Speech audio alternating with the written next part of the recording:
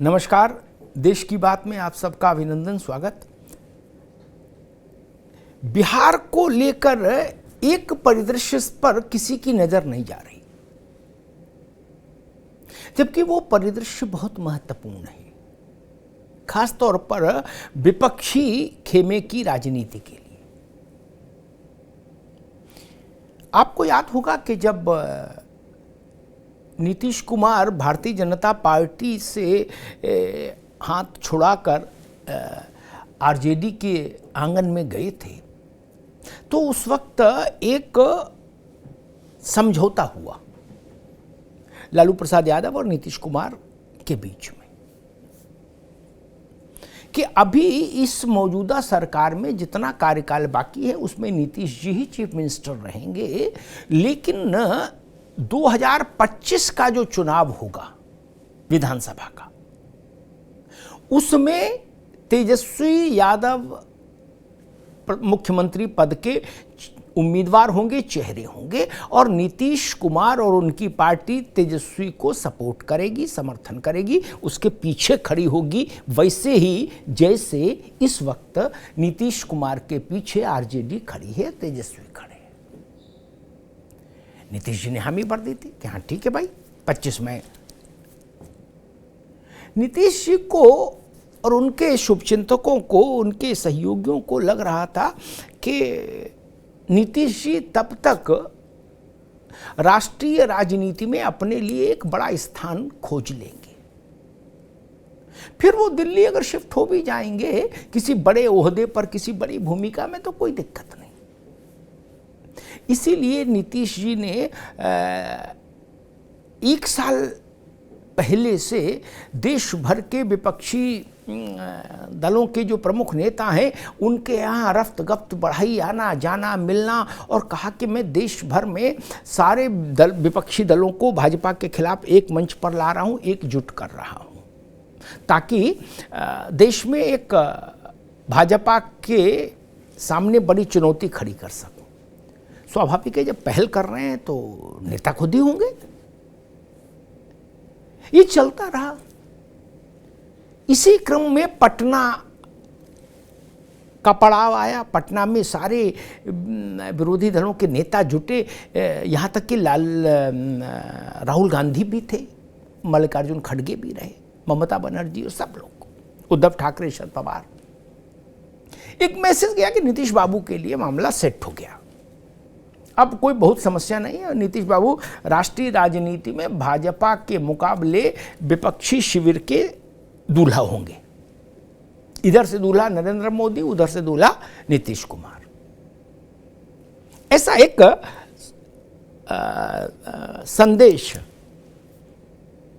देश भर में गया। लेकिन उसके बाद बेंगलोर आया। बेंगलोर में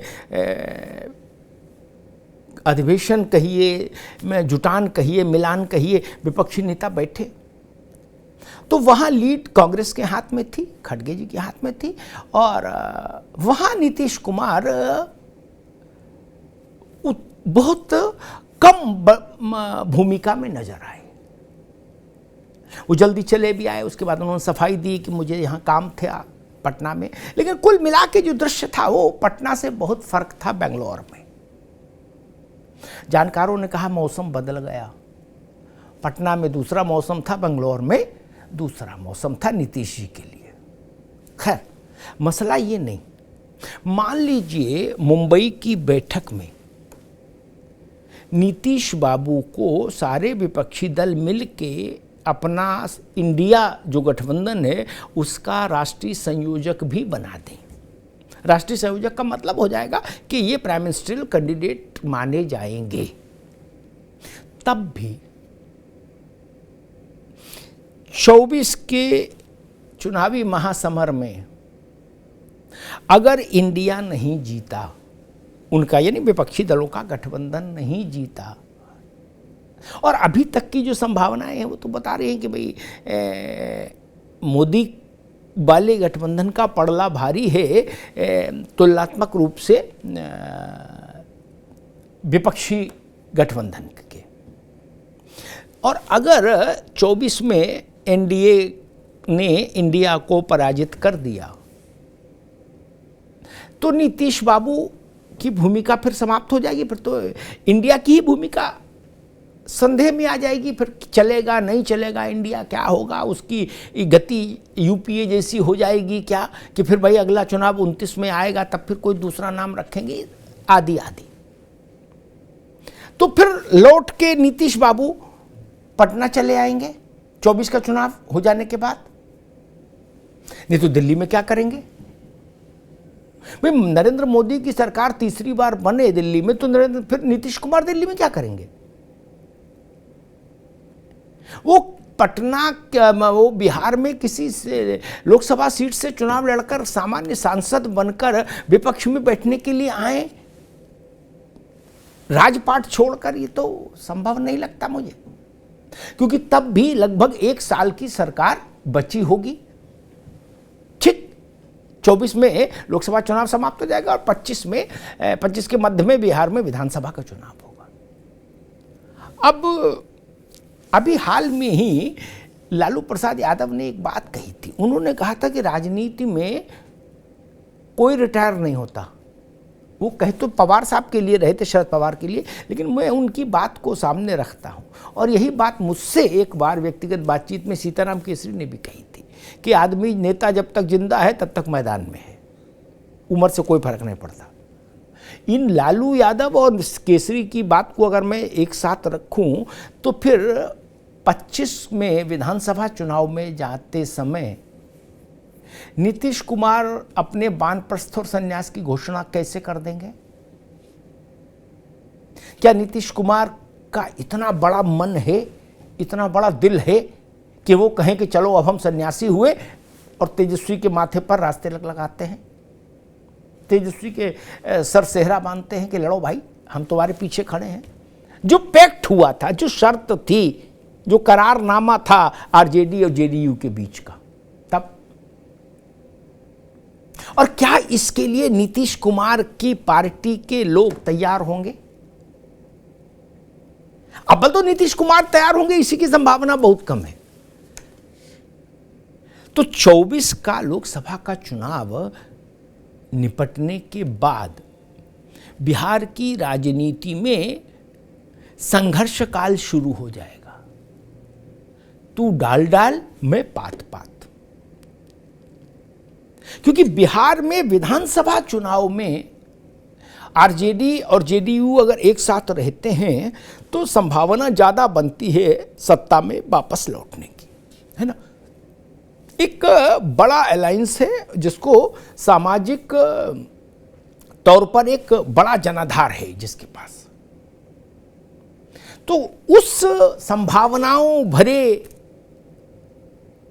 अवसर को नीतीश बाबू छोड़ देंगे। और अगर छोड़ ही सकते थे तो अभी क्यों नहीं छोड़ दिए थे?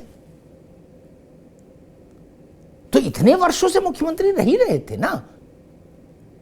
वो कहते हर बार हैं कि अरे हम सब कर लिए, अब कहां तक करें, क्या करें, अब तो नए लोग आए, लेकिन छोड़ते नहीं पद। तो अगर नीतीश कुमार ने पलटी मार ली, कल्टी मार ली और नहीं छोड़ी दावेदारी, तो लालू जी के पुत्र क्या करेंगे? और लालू जी क्या करेंगे? अब तो लालू जी भी सक्रिय हो गए, टी शर्ट विशर्ट पहन के बिल्कुल फुल फॉर्म में है, बेंगलुरु में आपने देखा होगा। तो क्या करेंगे? एक बड़ा संकट पैदा हो जाएगा बिहार में, और वो संकट इंडिया के लिए भी संकट हो जाएगा। ये जो नया नवेला गठबंधन बना है, क्योंकि हिंदी भाषी भारत के ये विपक्ष के शिविर के दो बड़े दल हैं, जेडीयू और आरजेडी। इनके बीच में पटना के राज सिंहासन के लिए, राजपाट के लिए संघर्ष होता दिखेगा उस वक्त। क्योंकि ये मानने का कोई कारण नहीं कि नीतीश जी लोकसभा चुनाव संपन्न हो जाने के बाद अपने राजनीतिक संन्यास की घोषणा कर देंगे। और अगर नीतीश कुमार राजनीतिक संन्यास नहीं लेते तो वो तेजस्वी यादव के अंडर में तो काम करेंगे नहीं। तब क्या करेंगे? ये बड़ा मसला है, इसकी ओर अभी शायद निगाह नहीं जा रही लोगों की। लेकिन लोकसभा चुनाव निपटने दीजिए। आरजेडी की ओर से दैनिक आधार पर इसके लिए दबाव शुरू हो जाएगा नीतीश कुमार के ऊपर कि कुर्सी छोड़िए, तेजस्वी का राज्यारोहण होना चाहिए, तेजस्वी की अगुवाई में आगे की यात्रा होनी चाहिए। नीतीश कुमार के पास पार्टी के नाम पर कुछ बहुत बड़ा सांगठनिक ढांचा और कोई बहुत बड़े चेहरे नहीं हैं, वो खुद ही हैं जो कुछ हैं। लेकिन फिर भी जो भी उनकी पार्टी है वो भी ये नहीं स्वीकार करेगी कि तेजस्वी के नेतृत्व में जनता दल यूनाइटेड बैठे, क्योंकि अभी तक नीतीश कुमार की जितनी राजनीतिक यात्रा है बिहार में, वो नेतृत्व करने वाली यात्रा है। वो जब भी बारात में गए तो दूल्हा बन के ही गए, कभी बाराती बन के नहीं गए बिहार में। अब क्या 25 में नीतीश कुमार जी इतना बीतरागी हो जाएंगे कि वो कहेंगे कि चलो छोड़ो, अब बारात में भी नहीं जाते और नया दूल्हा और उसको मेरी शुभकामनाएं। राजनीति में ऐसा उदाहरण मिलता नहीं, और ये बात खुद लालू यादव भी कह चुके हैं, और सीताराम केसरी जैसे तपे तपाए घाघ राजनेता ने भी मुझसे कहा था कि राजनीति में किसी से ये उम्मीद मत रखिए कि वो संन्यास ले लेगा। परिस्थितियां संन्यास दिला दें आपको, अनुपयोगी कर दें, अप्रासंगिक कर दें, अलग बात है, अन्यथा कोई संन्यास लेता नहीं। परमात्मा बुला ले तो फिर तो वो बलपूर्वक संन्यास हो जाता है, लेकिन जब तक आदमी धरती पर रहता है नेता, वो कुलाटे मारना नहीं छोड़ता। तो एक बड़ा पेच इंतजार कर रहा है पटना में। क्या नीतीश कुमार लालू यादव के सुपुत्र और मौजूदा बिहार सरकार के उप मुख्यमंत्री तेजस्वी यादव के लिए रास्ता बनाने की प्रक्रिया शुरू करने के लिए तैयार हैं? 1,00,000% का सवाल है। धन्यवाद।